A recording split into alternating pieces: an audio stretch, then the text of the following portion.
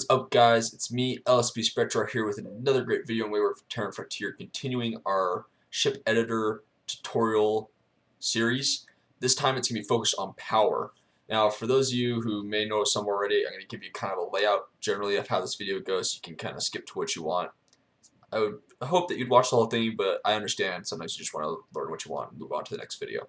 So I'm going to start off talking about basics and really dive into the details of power. Then I'm going to show you some of the kind of the tricks and maybe some not so known stuff that you can't just read off of the details that it tells you in the game, and are kind of hard to find in general unless you test stuff out. And then we're going to go over some examples. So that's how it's going to kind of go. Let's go ahead and get started. So you're in the thing, in the main menu. Obviously you've selected your profile. Let's go into design ship. I've kind of set up a little area for us to talk about it.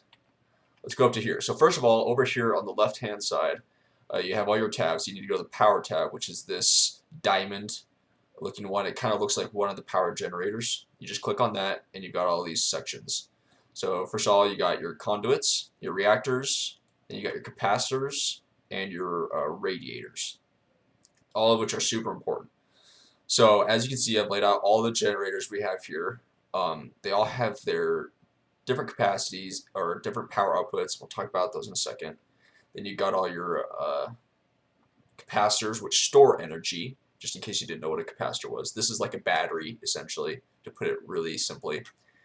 Your radiators over here dissipate heat that is generated by the power generators. And then you got your conduits, which is basically your wiring. It's how you transfer the power. Real basic overview so far. Probably nothing you haven't seen before or didn't already know, but just to cover basics. So we go to the reactors. Now this is something that the developer George Holtgren has put in recently as of Zero Falls that I didn't have when I first started playing this game, and probably many of you didn't have. And if you're like me, you're so glad this is here. The only reason I knew about all that this is talking about beforehand is because I found that one obscure post that someone posted, and through trial and error they figured out a couple things, and then through testing I figured out the rest. So thank goodness this is here. As you can see, if it gives you a nice description telling you about how it the generator would explode if it hit 100% heat capacity, but it has a shutoff, so that way you know it shut off, and this is what this prevents. These heat sinks, radiators, are they called heat sinks or radiators? They used to be called heat sinks. Radiators now. Okay. They dissipate the heat before it goes to a shutdown. Also, it tells you in those statistics, it gives you optimal output, which is kind of its average output of energy. Its max output is 3, which will happen if it's being overloaded. Pre-waste production, you don't really need to worry about. Heat waste, you don't really need to worry about. Optimal heat production is, so you got optimum and max. So when a generator's being required to power lots and lots of things, it will go into like, it's like overclocking your computer or overusing something. It'll go into like this, it'll produce more than it's supposed to, essentially. So that's your max, and then you got your optimal, which is your normal. So for instance, your optimal heat production is 2. So at normal use, it's going to produce 2.7 heat per second, but at overload, it's going to produce 5. That's a big difference. Thermal capacity 150. Anyways, as you can see, they're all different. Your optimal one is the one you're mainly looking at. That's basically your power output. And that will help you decide which reactor to choose. Obviously, this one's, I believe, the smallest, 2.5. Yeah, the next ones are like 5 per second. And anyways, that's how you'll choose which reactor you want. You also want to choose your reactor based on how much space you have. So maybe instead of getting one of these large ones, you'll opt for maybe 2 smaller ones, so you can fit them inside your ship easier and fit other things as well. Because granted, these things take a lot of space. And honestly, you probably won't be using this massive one, or maybe even this one, until you have some really much larger ships. So let's first talk about heat. So as you can see with this small one, it produces 0.75 heat per second and 2 at max. So now you got to decide which heat sinks you're going to do. This one dissipates 1, 2, and 0.08. So, I already kind of forgot what I said. You got you probably generally want to cover your maximum. And another thing you want to cover is you want to cover the chance that you're going to get damaged. Let's face it, you're not a perfect driver, nobody is. In a battle, you're going to get damaged. So there's a high possibility one of your heat sinks is going to get damaged. So my rule of thumb personally is I like to go over, if not by 1 or 2 heat sinks per generator. Generally just 1 because of space, but if I try for 2. And so with this being about 2.5 heat per second, I come over to here and I can either choose to get 2 of these, or I can choose to get about maybe 3 or 4 of these smaller ones. So I have more to choose from and more to potentially lose and still be able to function. Because once you take out these heat sinks, generator will have a higher percentage chance to start to shut down on you.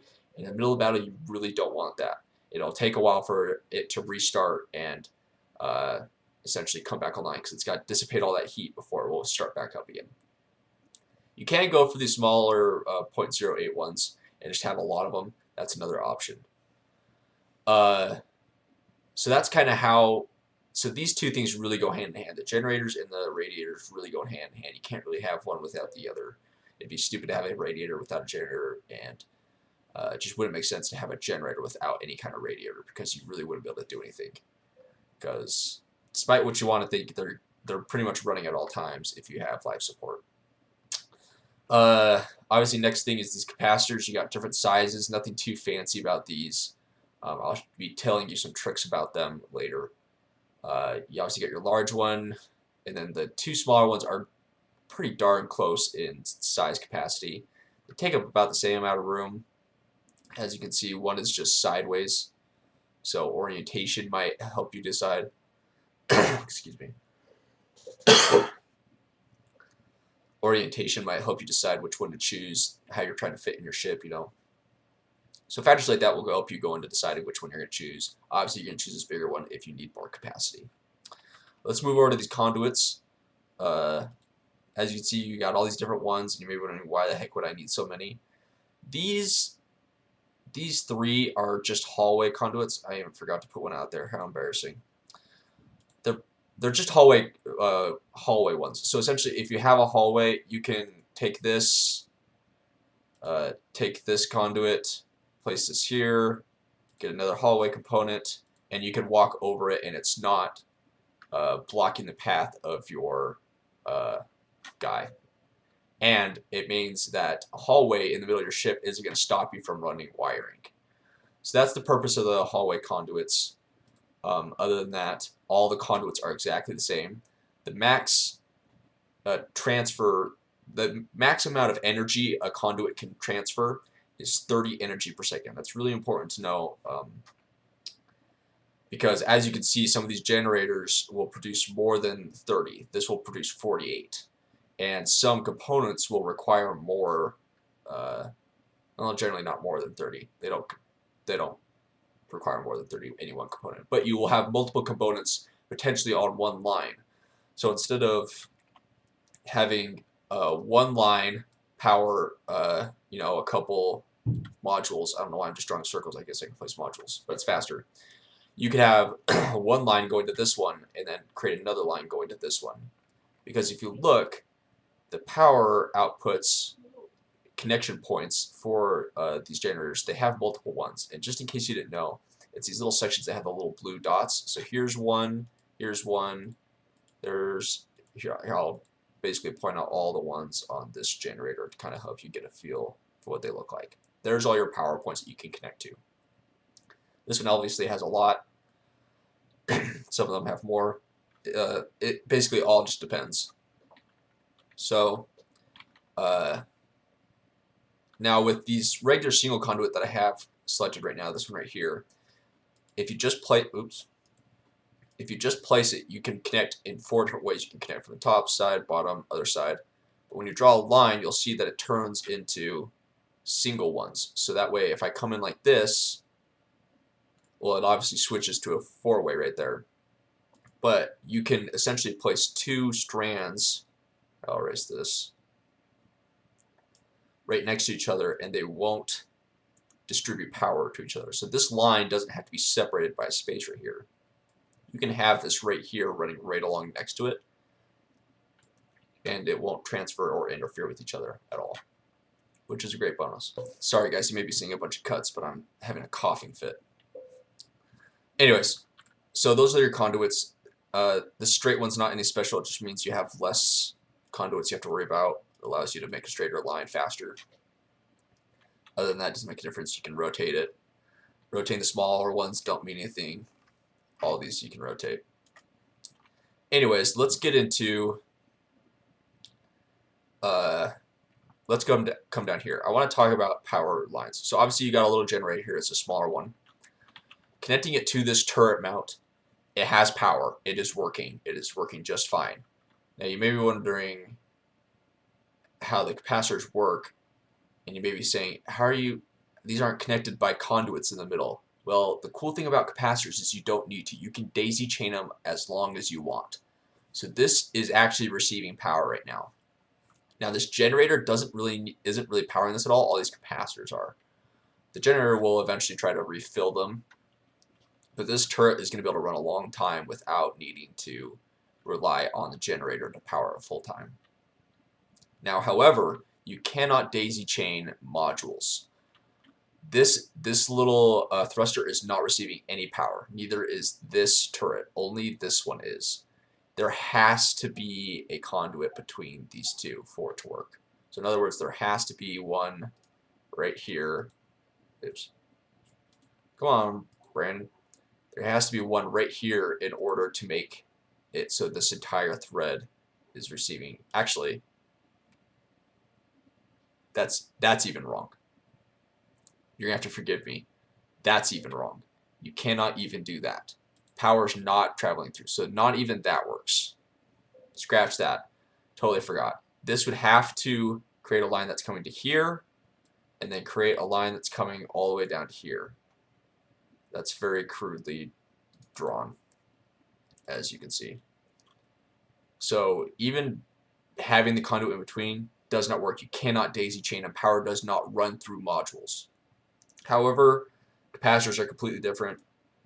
You can do this, it works. It just doesn't even matter, which is honestly a very convenient thing, because that means you don't have to have these conduits in the middle, and it saves you space by being able to daisy chain them together. So essentially, I could take some capacitors if I wanted, and even do this and make a giant capacitor. So you're really not limited to this size if you think about it. Which is extremely nice. Now let's move up here to this example I have going here. So we got a generator, we got a turret, we got a shield emitter, and we got a thruster. Now capacitors can be used to make it so that when you go into battle, at the beginning, your generator is not going to become overloaded and take all the weight of having to power everything instantly. So let's say you're going into battle, and all of a sudden you're in battle, and this is your setup. Obviously, your guns are going to receive the main power output of your generator at this moment, which is good. That's what you kind of want. You want your guns to be able to fire, because that's obviously the most important. Next, your shields are going to start getting damaged, and you're going to need to replace them. But instead of your capacitor, instead of your power generator supplying that energy for both this and this capacitor is now supplying energy for this. Why is that cool and important? That means more power is going to this from the generator, but this is also receiving the amount of power it needs from this. Now, as soon as this capacitor runs out, sorry, this giant cursor is bugging me. As soon as this runs out, obviously the generator is going to kick in and start feeding this. Now, you may say, but Brandon, the capacitor is requesting energy, so the power generator is going to start refilling that. Yes, but power generators, from my experience, I don't know if this is exact, but from my experience and from my testing, power generators prioritize modules over capacitors with more energy. I wish I could say that with exactness, but that's just from my own testing, and that's what it has shown. and ship designs kind of, back up my argument, and we'll get to that in a minute. Obviously, so while this is powering this, these are powering this little thruster, and so you can kind of create a chain of priority of what's going to receive power most importantly, and what's going to have a sufficient amount of power at the beginning of a battle. So you may have it to where your engines receive the power from your capacitors, and then after you've been in the battle for a while, you just kind of stop moving with your main thrusters and maybe or your main engines, and just use your side thrusters to save power, so more power is going to your cannons. Because the interesting thing about cannons is they don't require a specific amount of energy to run. It's just the more energy they have, the faster they reload and the faster they shoot. So while yes, you want as much power as going there, it's not. You can have a minimal amount of power and it still run. It's just not going to shoot as fast or reload as fast. So you do want power going to your cannons, and as much as you can, if at all possible, the max 30 that can run through a line. Now, when this runs out of power, and this runs out of power, if the combined usage between these two is more than 30, they're both not going to receive the max power because of this. You got one power line right here with that's maxing out at 30. So what you could do, essentially, is go like this, add another capacitor if you wanted. This in turn would give another pathway for the energy to flow and get to both of them, while still maintaining the capacitor prioritizing, if you want to call it that. So that's kind of a trick I've learned with managing power and managing what's going to receive the power the most.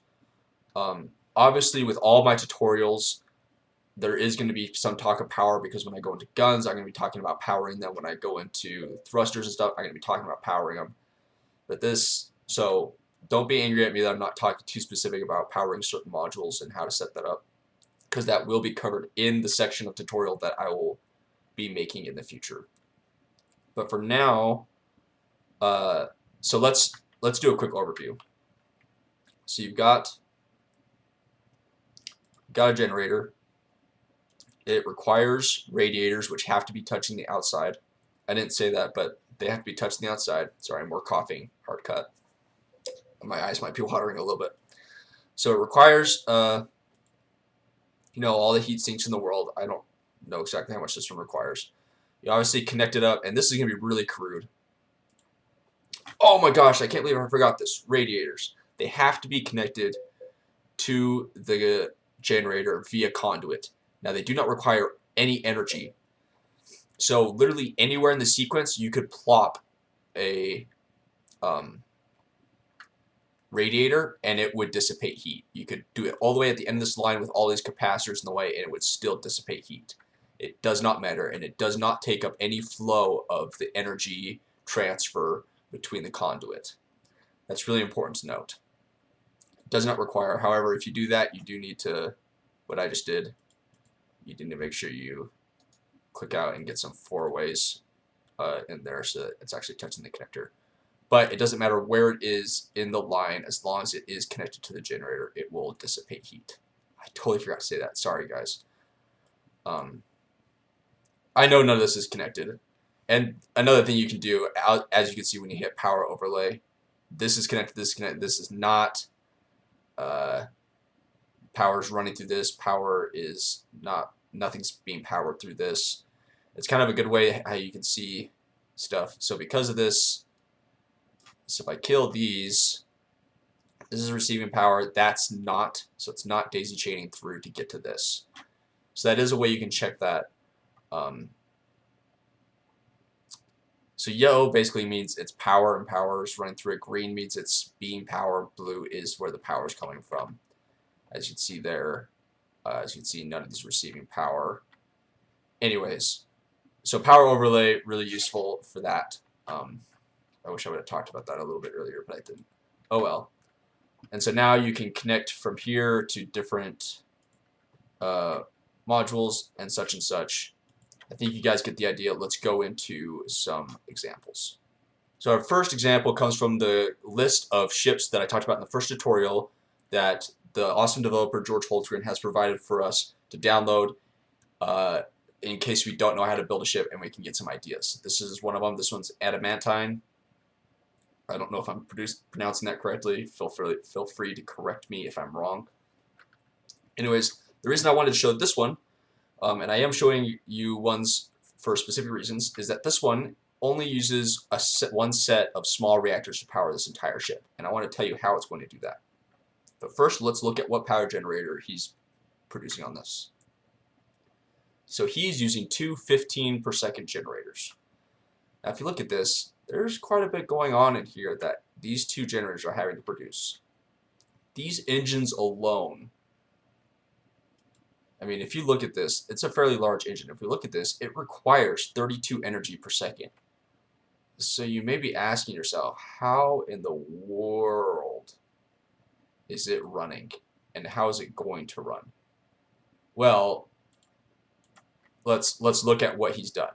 So you got your power generator. It's obviously, we'll go into this so you can see things maybe a little bit clearer. Your power, and it's leading into a capacitor, which has a lot of energy. That's going to be powering this, and then you got more power capacitors powering the shield generators. These are the old school shield generators. I don't know why they're still in there. So you can kind of see a priority going here. So shield generators are very last priority in the list and the power. So what's going to happen when you're driving the ship? You're gonna have to drive a long time to run out of energy. And I tested this myself just to make sure that I wasn't, spewing nonsense out at you guys. So what's happening here is when you're just driving, this capacitor is providing 32 energy per second to this on both sides. And your generator is providing this capacitor, because it's got nothing else to power, 15 energy per second. So really, this is only taking 15 energy per second out of this capacitor. And this capacitor has 315 energy. That's going to power you for a while, a long while, a surprisingly long while. Now, after that runs out, it's going to be spotchy power from then on, and your engines are going to be a little spotchy. But that doesn't happen very easily. Now, if we look at the rest of the ship, you got capacitors running these two thrusters and helping power this turret. Now, you come up to these turrets, and this turret, these two turrets, and I'm kind of focused on one side because it's mirrored.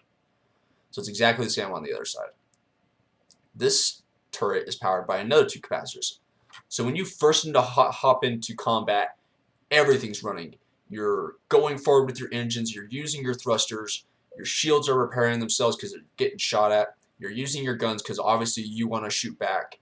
Everything's going up in the air. Everything's going to heck. You don't know what to do. You're fighting. And you only have two 15 energy per second generators. Everything's running perfectly. That's awesome. That's what you want at the beginning of a fight, because at the beginning of the fight definitely tunes out how the rest of the ship is going. You want to maneuver, you want to protect yourself, you want to only be hit where you choose to be hit, which is why maneuverability is important. And you want to make sure you're knocking out stuff on the other ship before you're getting too damaged, i.e. thrusters, you can, when you're trying to hit the cockpit, depending on how you're disabling the ship, or if you're trying to take out the ship for loot. So when you hop in, everything's fine. Obviously, looking at size of capacitors, these two are going to be the first ones to drain. So your generator is suddenly going to say, okay, I've been powering capacitors, let's kick in and start powering this turret. Great. It can handle that. It's not going to maybe reload as fast as it did before, but that's okay. It's still going to reload fairly fast. All of a sudden, these two run out. Now, granted, it's going to be a long fight before these two run out, because that's over 600 energy just sitting there. That's quite a bit. But let's say you've been fighting for a while. That runs out. But more likely, you've been driving around a lot, so suddenly these are going to go out, or these are going to go out. As soon as everything empties, that's when you have to notify yourself, hey, I have got to calm down for a second and maybe stop moving forward and maybe just use my thrusters and my guns to fight for a minute while my capacitors maybe fill up a little bit, or so I'm conserving energy. Now, granted, in max output, it will put out 17. At that moment, it's going to be putting out 17 energy per second to try to power everything. It's not a big increase from 15, so I wouldn't keep your hopes up for that keeping you alive. So that's kind of also, this also kind of helps you give yourself a trick on how to go into battle knowing the power of your ship. But honestly, this is an elegant design for only using one set of generators. I kind of consider this only one power generator source, because as soon as these get knocked out, ship's dead. There's nothing you can do about it. But it's designed well enough to where you can be in a battle for quite a while and have plenty of energy from only 30 energy per second being powered at any given time. Okay, 34 at any given time at the most. And as you can see, looking at these, another thing, looking at these heat sinks, if you think about it, this is 2 per second from each, so you got 6. Now, smart thing they did, normal heat output is 2 per second. Well, you've got that covered. But when your generator kicks into overdrive, it's going to be spewing out 6 per second. So it's got it overcompensated by 1 per second. So at normal capacity or energy output, you're going to be just fine. You can lose 2 of these and you'll be pretty decently okay. You won't be perfect, but you'll be decently okay, which can happen and is honestly okay. And so you've got backup heat sinks. You've got enough heat sinks to cover yourself if all your capacitors run out and you're in battle for a long time. In my opinion, guys, this is an amazing setup for a small ship. I was going to try to set up and design something like this, but I feel like this example really kind of just hits the spot. I'll take off the power overlay so you can maybe kind of look at it a little bit in a different view. But this is kind of how you'd set up power. I wanted to show this to teach you that you don't need one of these giant, what's the big one, 120 energy per second to cover this entire thing. So you don't need to go, okay, so both of these thrusters require 30. This will require another 30 if I have all of these, and I want to have plenty of guns, so I'm going to need another 60 just in case. Nah, you don't need to do that. You just need to do careful placement of capacitors. And if you do that, man, guys, you're going to be so on point with the way your ship is going to be designed that you can save room for things like structure, things for hallways so you can reach stuff to repair. This design gives you enough reach to repair your engines to get out of there if needs be, and things like that. So it leaves you room to include your important stuff without making it so you can't use your ship. Let's go on to the next example. Okay, first thing you might be saying, whoa, Brandon, whoa, you said less generators is better, and you're all talking about optimal usage and everything in this lab ship. What's up with this? This one's got all these different generators. Yes, I want to show you this because this is another smart way to set up your power. Now, while the other one is good, the only problem it has is if one of your generators goes out, if a generator goes out, your ship is shut down. On this ship, if a generator goes out, depending on which one, you may be just fine and you can get out of there to repair your ship or keep fighting. You can lose this one and still have half your engines. You can lose this one, still have half your guns. You can have this entire left half side of the ship pretty much destroyed, and you still have this entire right side of the ship working just fine. I mean, come on, guys, that's pretty good. Not to mention, I mean, it's just great. I love it. So let's talk about it. So in the engine area, you've got dedicated power to engines and thrusters back here. So while this may give you an opportunity, your enemy an opportunity if they know your ship to shoot at your generators, explode, blow up engines, it also means that you can run your engines during combat constantly without having to worry too much. Now granted, I mean, before I get too cocky, let's check. That's 10 per second, and then you've got a whole bunch of small ones. I don't even know what the small ones, which ones these small ones are. It's these ones. Another 1, so you got 10, 11, 12, 13, 14, 15, 16. And this produces 17 per second. And then you got your your thrusters will take some. So you may lose a couple engines that are not getting power. That's okay. You've got a ton of engines. It's not going to be a big deal if you go into overload and you can't power it. Plus you got a capacitor here providing some energy. So you got dedicated engine, which means you can run your engine at all times. And you have a dedicated power supply to your weapons. It is my philosophy when I'm building a ship, especially if it gets larger, to try to dedicate power supplies to sections of my ship or specific module groupings, i.e. weapons, shields, engines, those kind of things, if I can. Now, granted, these are still the same engines. They're still the 15 per second. And honestly, the ship could probably use bigger ones if it wanted to, and get a little bit more out of it. But it doesn't really need to. Again, you see the use, let's put in this power relay. You see the use of capacitors to power your guns so that it can focus on the thrusters while you're shooting. You've got capacitors to help you power the engines. Not nearly as important. But essentially, as soon as you hit the overload point where all your capacitors are empty and your engines and your generators are going to start kicking into overdrive, you really don't have too much to fear about. I mean, look at this. I don't know if I can say it any more than it's being displayed. You're still going to be able to run fairly well. I mean, granted, like we said, the max output is 5, and these are only getting, or max heat output for these is 5, and it's only getting 4. That's okay. That's not bad. You're not going to be in overload constantly, and as soon as you may detect that you may be in overload, just stop moving as much, and you'll be just fine. And it's not like your guns are taking energy constantly to fire. So I wanted to show you, the reason I showed you these two designs specifically is I wanted to give you both ideas for both ways of powering a ship. One where you're consolidating generator space for so you can include more stuff and allowing you to do that effectively via capacitors, and another way where you have multiple ones so that way you can run closer to full capacity at all times.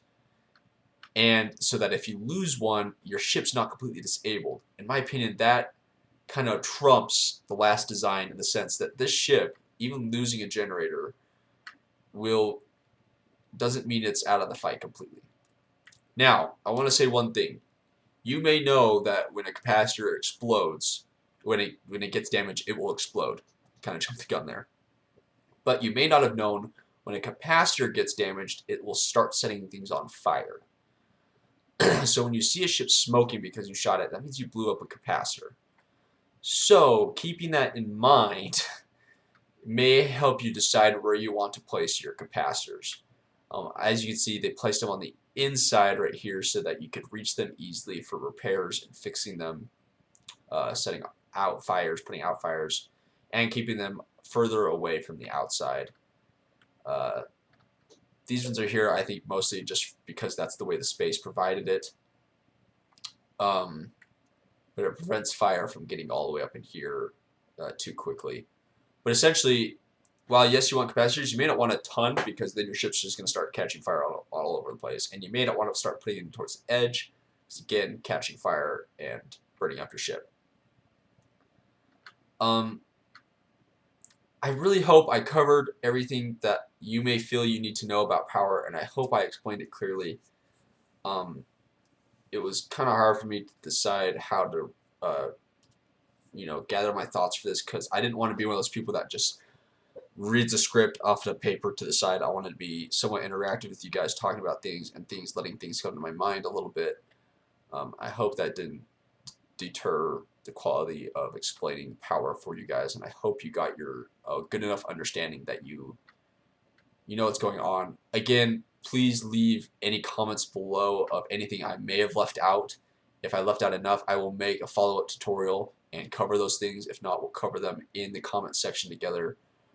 And honestly, if you're still confused about something, let me know. I will produce another tutorial after this series going into more depth about something specific, or if I feel it's important enough, I will include it in the tutorial series that I'm doing.